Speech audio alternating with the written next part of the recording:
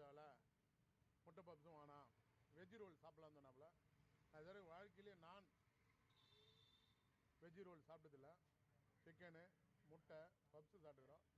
மச்சான் சொல்கிறான் பாரு, அவனும் மாலை போட்டுறான். அந்த பாரு மச்சான் மாலை போட்டுன்னு வரான். அதனால் வெஜ் ரோல் சாப்பிட்றோம்.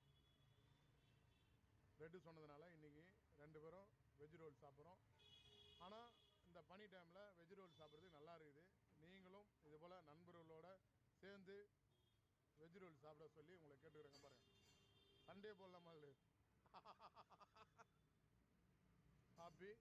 இந்த உங்களுக்காக முடிஞ்ச அளவுக்கு நாங்கள் ரெட்டு கோல்டு ஜி 2 பேரும் சேர்ந்து இன்ஸ்டா